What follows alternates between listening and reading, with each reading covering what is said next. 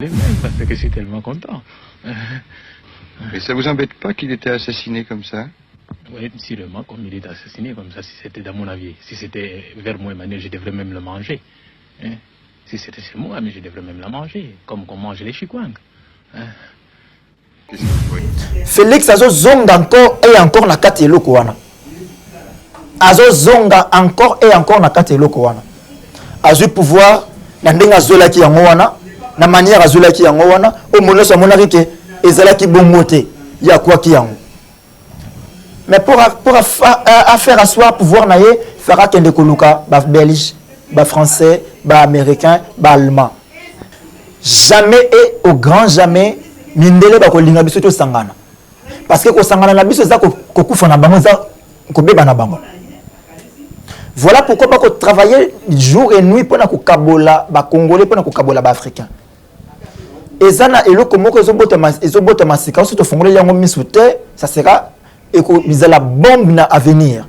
Tribalisme o côté na kati ya mboka o esi eko fanda sika na kati ya mboka o. Bato yo ba créer tribalisme wana, c'est encore les Rwandais ou les Congolais. Encore les Rwandais ou les Congolais. Alors bané bazo boma Congo, biso to ba Rwandais. Est-ce que to ko dédouaner nous to ko tika ko se dédouaner biso moko to la charge na biso moko biso ba ko le problème. Pour ngana yo ndeto boma Congo. Ngai na yo ndeto boma Congo. So Congo kofi c'est parce que ba Congolais ba travailler pour ba boma Congo. Ba Congolais ba na poste ba koma na mbongo koleka Congo. Insécurité à Est, insécurité na Kinshasa, insécurité na Lubumbashi. Ministre intérieur. Je ne sais pas, Eza âge ou bien Oboyi na ndeko sa musala. Oboyi na yo ou bien âge leki kilo oko ko sa musala te. Pour niveau ya insécurité au côté na kati ya mboka oyo. Attends na 98 ezaki boyete. Le Congo n'est pas agressé, Nabatou Tokan s'est agressé Congo. Le Congo est agressé par les États-Unis, la France, la Belgique, l'Allemagne. Bon, on ne va pas agresser Congo. Bah multinationaux ne sont pas agresser Congo. Bah zumu tukao ya sikana. Bah salimi tuka électronique. Bah tu bana bani les belé bah bien déjà. Pour les fonctionner, il faut cobalt à Congo. Il faut coltan Congo. Et on dit que tant que vous avez battu qui est bâti comme ça, qui est bâti comme ça, qui est.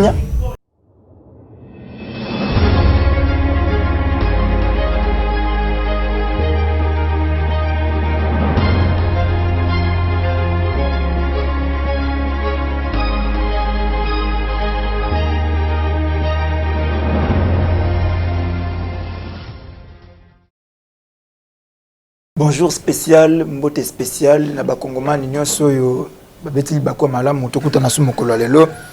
Batu nyonso bazolanda biso na monedi tu. Ba nyonso bazolanda biso na kabi akamwanga. Batu ya Butembo ba se manifesta kipe. Batu ya Kasumbale ça peut ba se manifesta ki. Apesi bango mbote mingi. Et surtout bandeko ya monedi tout pour bango ba réclamer ki balobi ki ndeko mikolo miliki bile oko mona nate.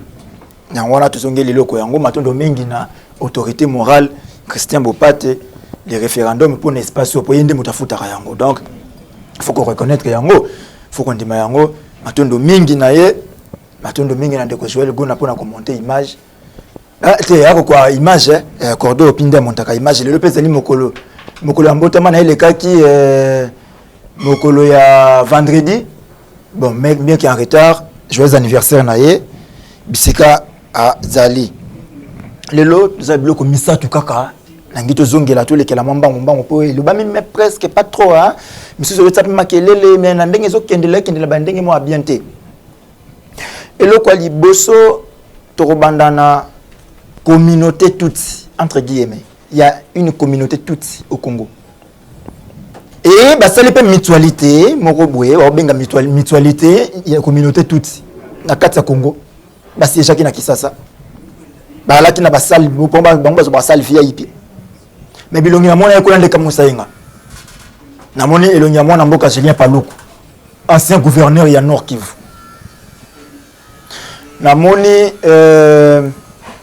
nani Patrick Mouyaya surtout yende mwana ya Adolphe Muzitu pona nini nabenye mwana Adolphe Muzitu azali beau-fils ya Adolphe Muzitu le ye abala mwana Adolphe Muzitu mais la kuti na kata communauté toute c'est la question maintenant qu'on s'est posée chaque matin chaque midi chaque soir tout boya ka tout na Congo to biki bazaka ba congolais té bien na la rappel eloko na loba ordonnance en 1933 l'eau na nango papa cordon au pied atel la biso yango apesa biso yango bomo na bino moko botanga bato belge répertoriaka le 1er octobre 1933 nangonga wana Congo zaki na indépendante to la sous la joug coloniale na kanisa Etienne Tshisekedi ndaya ko botama Mobutu ana 3 ans Lumumba azana 8 ans période wana kota lango bandele tisuka munyamulenge azate banyamulenge bauti wapi histoire bosa mate période ya génocide boba kimaki bitumba ba peuple pasteur to bosa nateke ba Rwanda bazana bon PLB les verts il y avait déjà un groupe bandaka ko katisa na ngambo na mboka ba ko lesa bibole na bango na pokwa bazongi basusu bamoni ke uye koto ya kato lesi bibole to zongi to lesi bibole to zongi to koma na bisoka ko fanda awa bandi ko fanda wana misusu pe tango génocide ye ba kimaka ba ko batla mapo ko bengana bango te bitumba ezali batu ba ko kima bitumba ko bengana bango te foko yamba bango to pesa bango esika ba fanda ndenge na lobaka ngonga nyoso on peut réclamer la nationalité sauf l'originalité de même bande konanga ba na Paris bakoki ozala na Belgique partout bazali bakoki ko réclamer nationalité française mais bakoki ko réclamer originalité bakoki ko réclamer mabele na kati ya France te toza contre batouti te mais toza contre ko réclamer mabele tout ça son azui résumé na yango nyonso na moni yango na mundele yem tatia biso na isika tozali lelo voilà pourquoi la deuxième point là il y a élément na kolobela impérialisme. Alors, tout ce qui est dans la communauté, de temps en temps, tout le monde tout le monde tout le monde congolais, tout le monde congolais. Mais qui sont ces tout qui tuent les Congolais? Tout le monde congolais, wapi. Nyamulenge bazalaki déjà na ngomba wana ya mulenge avant arriver ya Kabila les pères na kata Kisasa. Mais guerre éclata qui na 96.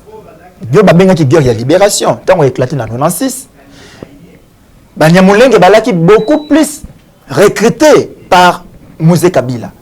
Atambola kina bango kino kokoma na bango na Kisasa.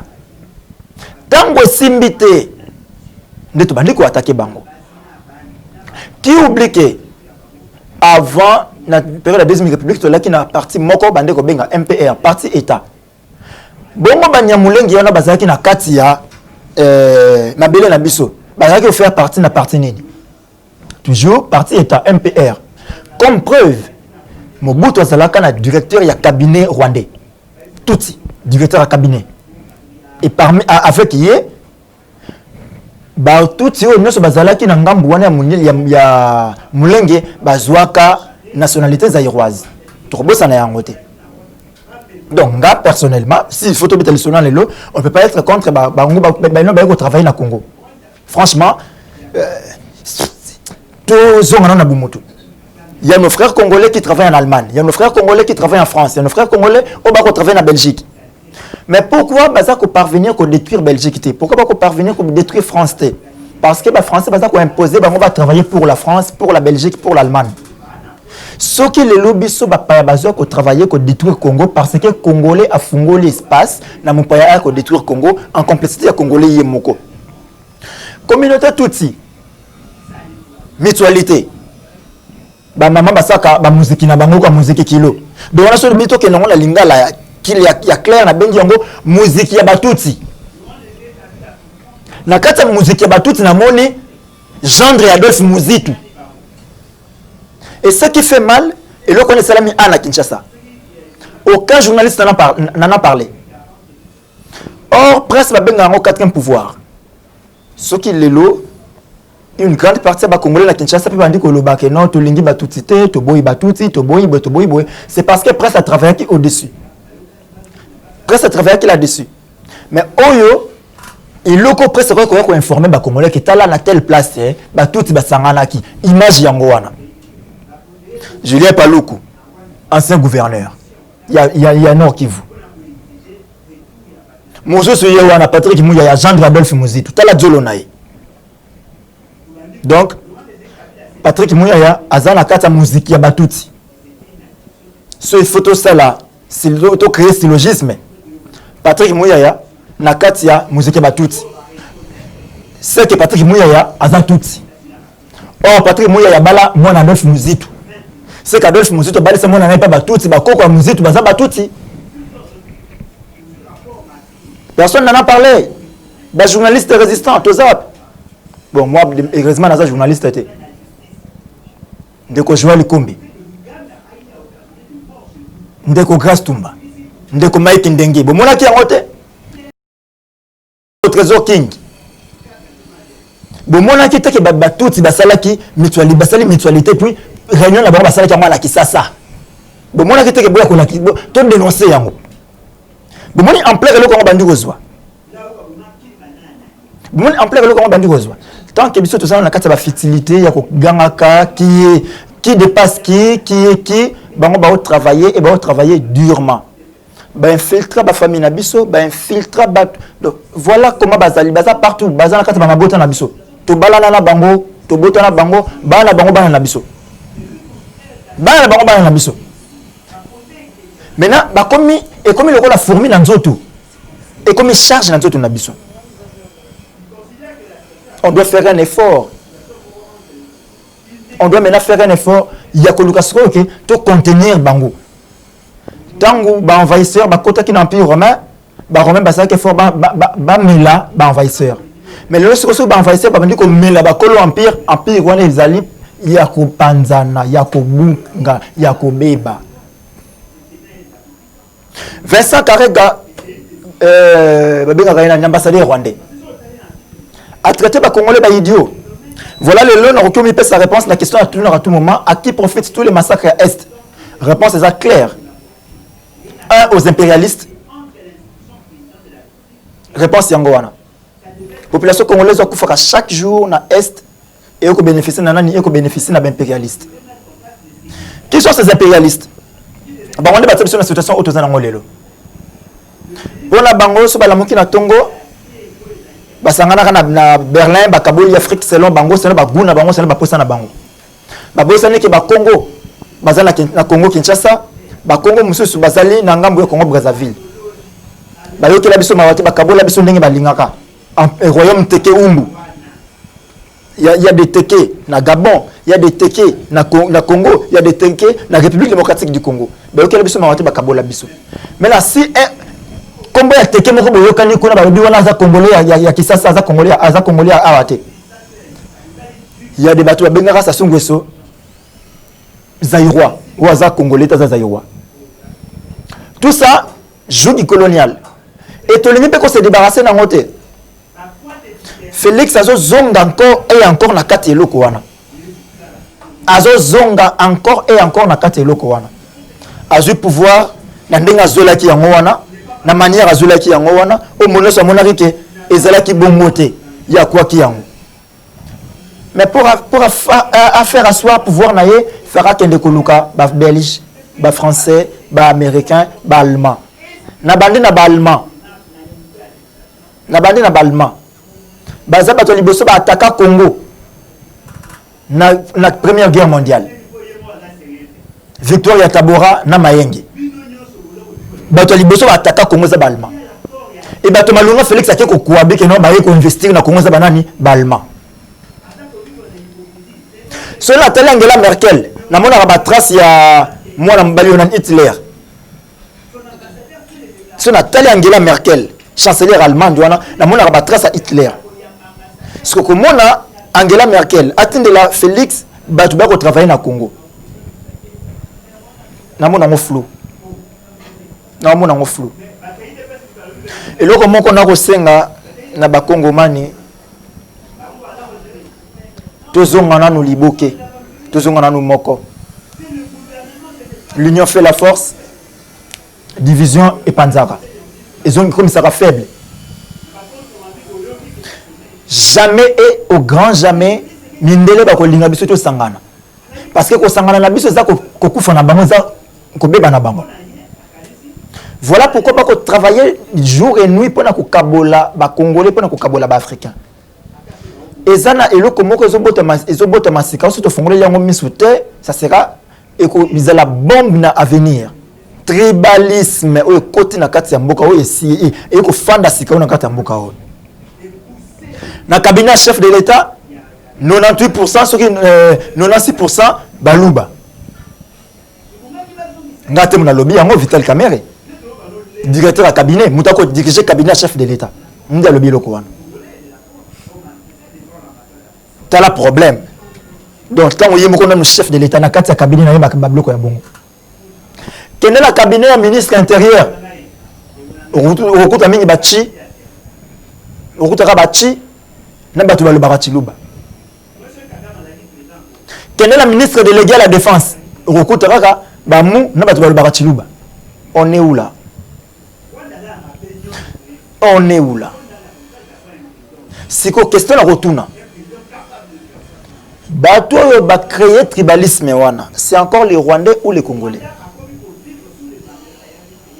Encore les Rwandais ou les Congolais? Alors, bané bazo boma Congo, biso to ba Rwandais.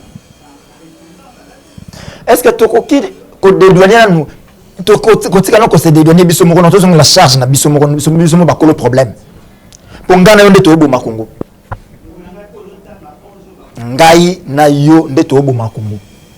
So Congo kofi c'est parce que ba Congolais ba travailler pour ba boma Congo. Ba Congolais ba na poste ba koma na mbongo koleka Congo. Merci na Kassé Bandoubola, ministre de l'économie. Merci pour la preuve, il y a incompétence au collègue Kisabiso. Merci. Tant que le ministre a colobé paix victoire, après si n'a pas victoire, deux choix à Pona, soit à quitter sa volume à Lipa, à amater sa volume à Lipa, soit à quitter sa prix à Lipa. Yo yobi pour sa boulangerie. Au ministre de l'économie. Pour la nité ça la bino boulangerie nationale. Biso to sali boulangerie na biso moko ya Congo, to bandi ko laisser ba Congolais mapa na biso moko. Au moins les victoire autorisation na problème na été. Pour Congo banda ko lipa ba sali na Congo. Yo tiki libano pesi libanais choix ça mapa na Congo ko senga ya a qui des appris. Dans au supplier. Merci pour la preuve incompétence wana. Matondo mingi. Organisation il y a ba province. 26 provinces, ba députés provinciaux ba ko la Mykonos ba futara bangote. Les députés provinciaux ba foutre à bangote mais entre temps la province n'est que produire mbongo. La mon atteint article moko na tongo balobi que la présidence ata ba papier za te directeur à cabinet zangi papier. Mais boko za na papier na bino mboko mbongo nyonso botina ba poche. Bino moko bosisi mbongo nyonso siko bolinito sani. Bolinito sa sonini to kozamba mo wapi. Ba députés provinciaux ba ko futa mati. Les députés nationaux, président de l'Assemblée nationale, a yebi salaire na bangote. Président de l'Assemblée nationale, a yebi salaire na bangote. Na yebi ta wangala kito zanga makamba koloba. Toloba te. Tokoloba kaka. Ndeko Adolphe Muzi tunazana mutuna na otuna yo o répondre ngai. Relation na yo na Patrick Mouyaya eza ndenge nini? Pour la moni Patrick Mouyaya na mutualité ba Rwandais. Président Martin Fayulu, ndeko Fayulu tuna na Muzitu. Relation na yo na Patrick Mouyaya ba yeba na ndenge nini? Ndenge nini pour na komona niveau bala mwana ya Muzitu. Avant la kende musika na mituna na ngai. Ayebisanga na ndenge nini Mouyaya komaka na niveau bala mwana na ye. Pour Mouyaya lelo talisi bisoke na mutualité ya batuti.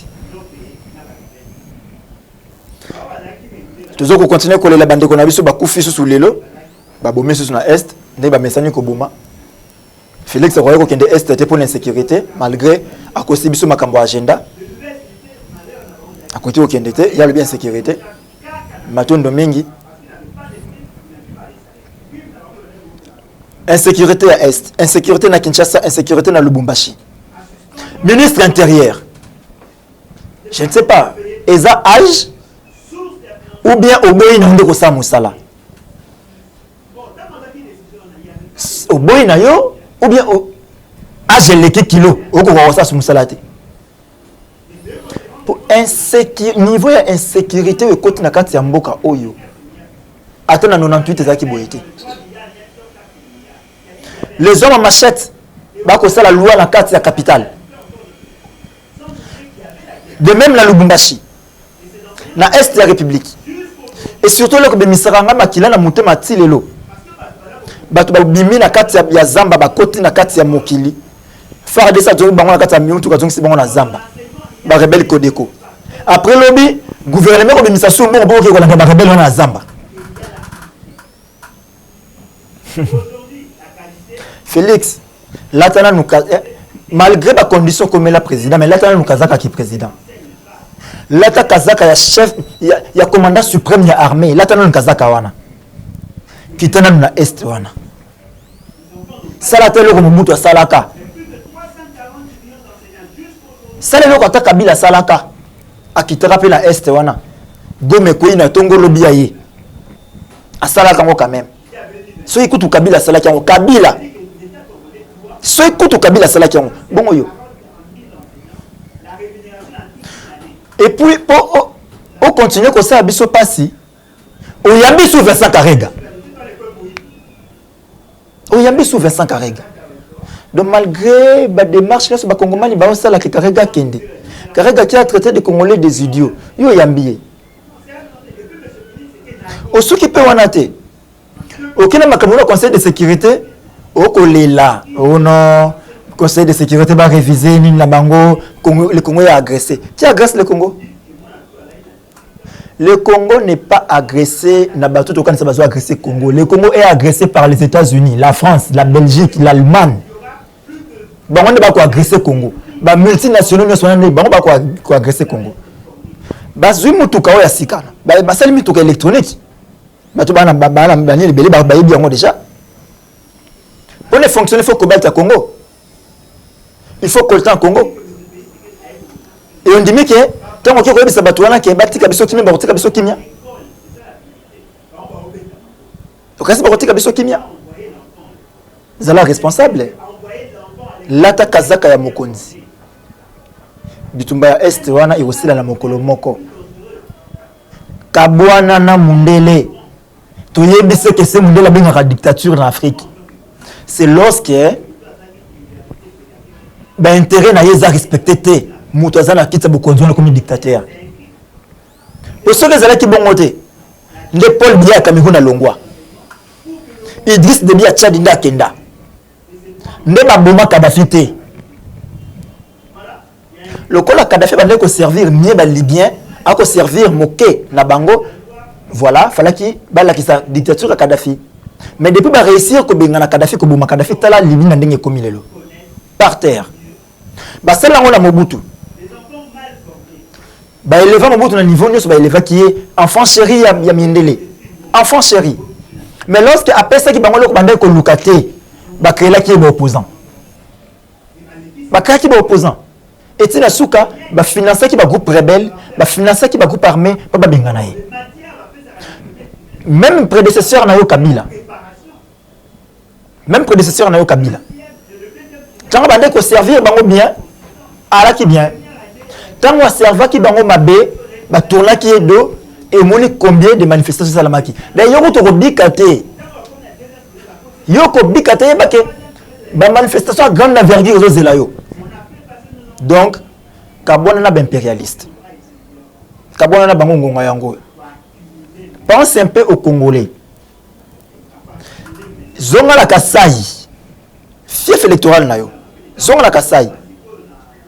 Tala batu basali mulongo ya soki ya 1 km. De 1000 mètres, batandi ba bido ba ko zela maya komela. Na fief électoral na yo bisika ba vota kio massivement. Tala akaya batu ba ko yamba na aéroport soki ya Bimpemba je crois. Pensez na ba Congolais au bana maagi djugu. Oyo la kaka to ko se sentaka président Mukomba Kongo ba ozala en paix. Pense un peu na bango. Merci. C'est quand c'est zongi. Tout le monde a encore mokolo ya yenga oyo koya. Et le Congo monsieur koya. Le lo oyo bimi to ko bakisa. Les problèmes du Congo Et d'abord, na kati congolais, il y a mis balé na ba impérialiste. Bon, on a des problèmes à Congo. Alors pour tout bimanango, il faut tout bandadao ko bimana joug colonial. Guerre économique.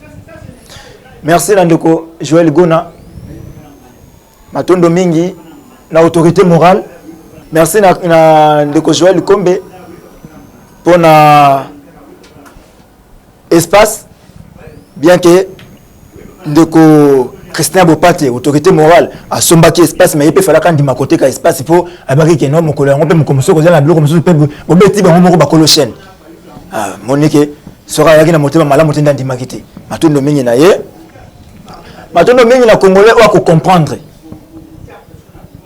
Maintenant, le mien na Congolais, on va comprendre pour que le capé à faire comprendre. Ce qu'on comprendre bien, numéro dans la bas écran. Tu continuer. Opposer à Motuna, tu peux répondre. Ce que la que toi koyemba, ce que la que toi kokumisa, tant on est le cas. Bah tu vas pas que j'allais lona Mobutu, t'as est-ce que batiki mboka lelo. Kobe opi asunga biso na vidéo ya suka. Muta ose pela pa babomi Lumumba.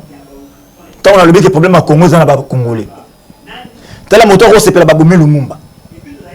Na soki c'est le bino place wana. C'est quand été Nzambe ya Congo abattre la bino.